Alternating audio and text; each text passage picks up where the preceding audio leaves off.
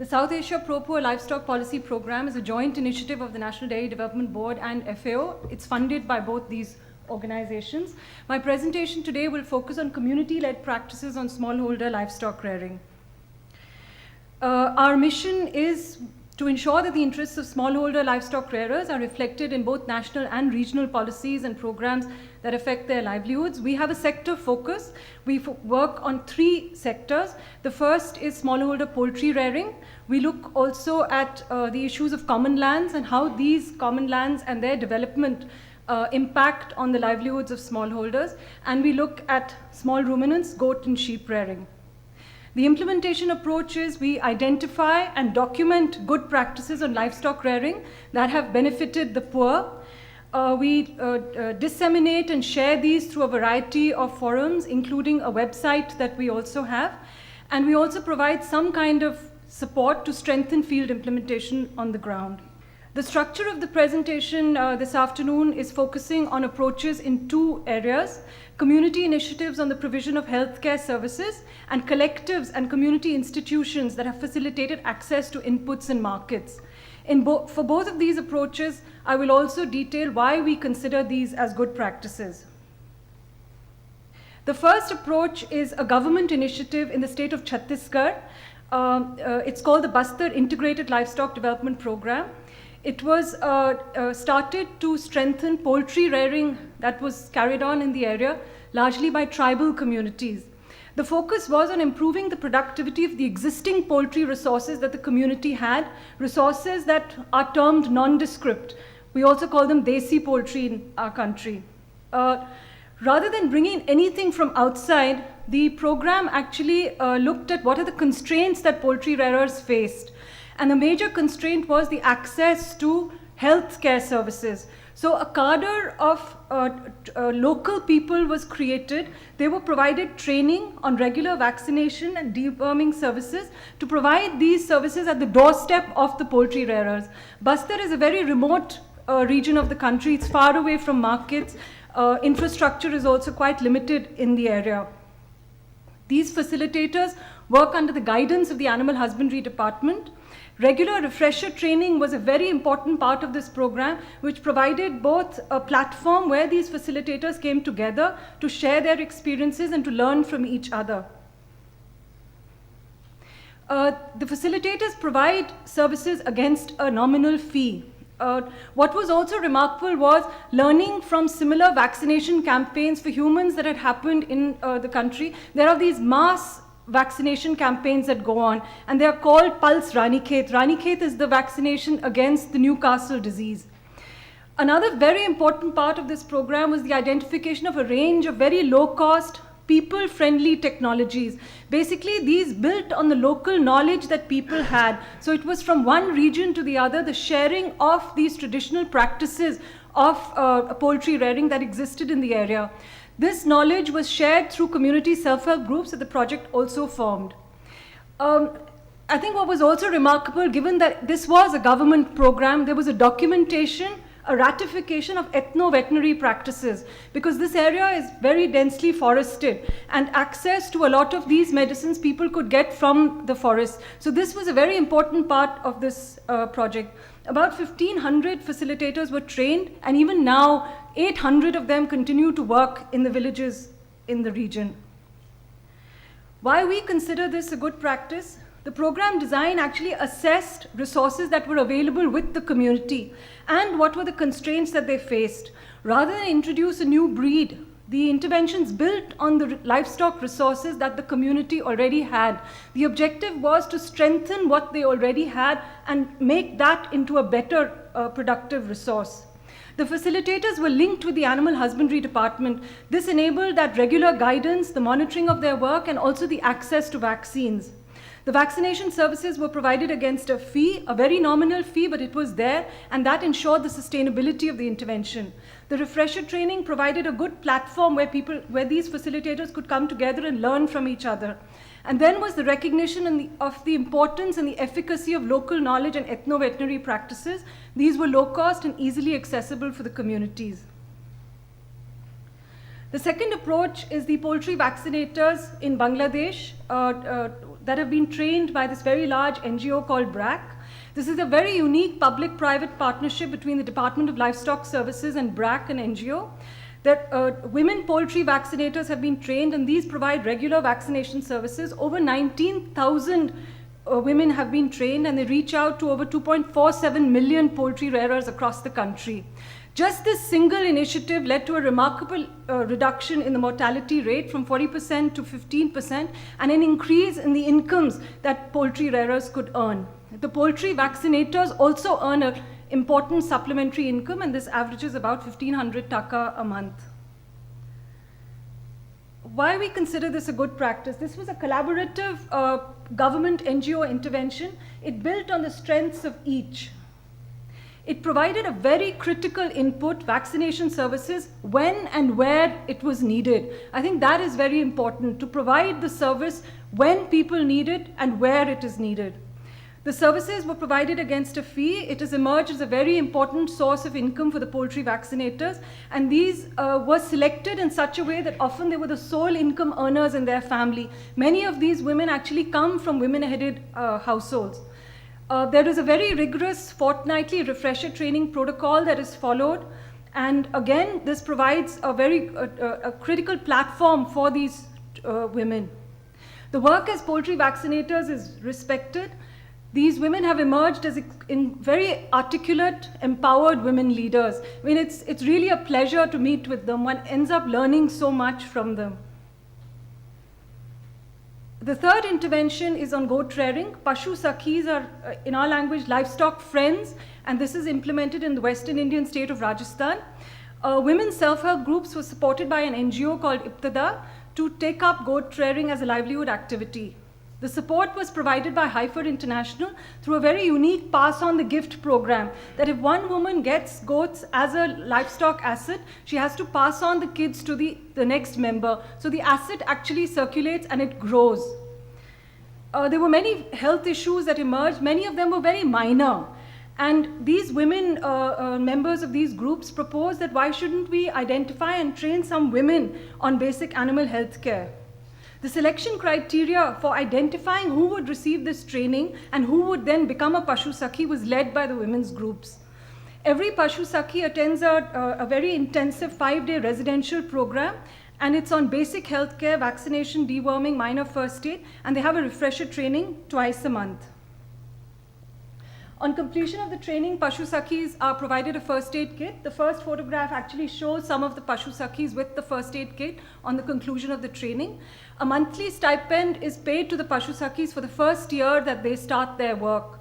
They charge a service fee in addition to the cost of the vaccines. It's nominal, but it allows them also to have that income and therefore that interest in the occupation. The vaccines and the medicines are either obtained from the animal husbandry department or they are purchased from the markets. Pashu Sakhis are members of these women's groups. The model has very strong linkages with the community. The community members select the potential Pashu Sakhis and monitor their work. The initial training is provided by regular refresher training. The Western Indian state of Rajasthan, women are traditionally not allowed to go out so much. The fact that these Pashu Sakhis were given the opportunity and supported by their families, they also want to learn from others. There are some who are more stronger and more articulate among them. So this refresher training forum provided this sharing of experience. The opportunity for income earned is linked to the numbers that are treated, since there is a service charge. There's a recognition for good work by the NGO as also by Heifer International. And since livestock, particularly goat rearing, was largely an activity that was done by women, women were trained as livestock paravets to be able to reach out to them. The second approach that I'm speaking about is the formation of livestock rearers collectives to both access inputs as also markets. And the first initiative is Pradhan, which is an NGO, the Professional Assistance for Development Action. And this is the National Smallholder Poultry Development Trust that they've set up. Women's self-help groups about 10 to 15 years ago were supported by Pradhan to take up broiler farming in 2 states of India, Madhya Pradesh and Jharkhand. To facilitate economies of scale and minimize risks, these SHGs were federated into cooperatives and also state-level apex institutions. By doing this, the access to quality inputs and a market is guaranteed by the cooperative.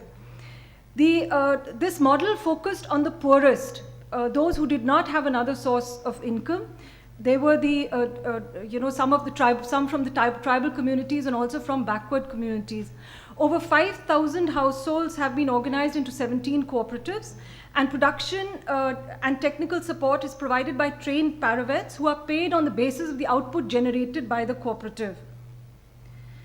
About 2 years back, Pradhan established the National Smallholder Poultry Development Trust, again to deal with two constraints that they were facing: access to a regular supply of day-old chicks, and also for the manufacture, import, and repackaging of poultry medicines and vaccines.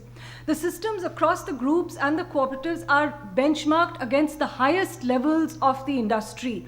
What is remarkable about this model is that it competes in the market with some of the largest private sector players. In 2009-2010, the state federations sold over 11,000 tons of live birds, generating a revenue of 810 million rupees. Why we consider this a good practice? The collective model insulates and protects the individual producer. It also allows the individual producer to do what he or she knows best, that is, look after their chickens. The market access and the input access is then left to the cooperatives that take forward these two value chains. There are some things which are centralized, like the placement of demand for day-old chicks, the purchase of inputs, the marketing of ready birds. All of this is centralized. The production schedule across producer clusters, which comprise 25 to 30 households, is staggered to minimize the working capital requirements of the cooperative. During the time that this has worked over the last few years, there has been an incredible increase in annual household income and an improved quality of life for members. In fact, just last week, one of the cooperatives was given a national award for excellence by the Jharkhand state government. There has been a significant reduction in distress migration from these areas, and each cooperative has also generated job opportunities for youth in those villages, either as paravets or cooperative staff. The last one is a unique example in a village cluster not very far from India's capital, Delhi. And here there was no external agency that worked. This is not an initiative that was implemented by the government or by an NGO. Over the last 20 years, fattening goat kids over an 8 to 12-month period and direct sale to buyers has emerged as a key livelihood activity in this village cluster.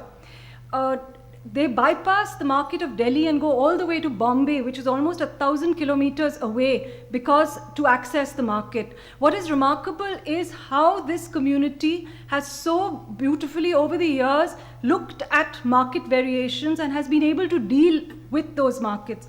Special care is taken for feed and health. Regular vaccinations are done. They reach out to doctors on their own or to the animal husbandry department in the area. The community has a very good knowledge base on goat rearing, and most households in the area stock medicines and vaccines.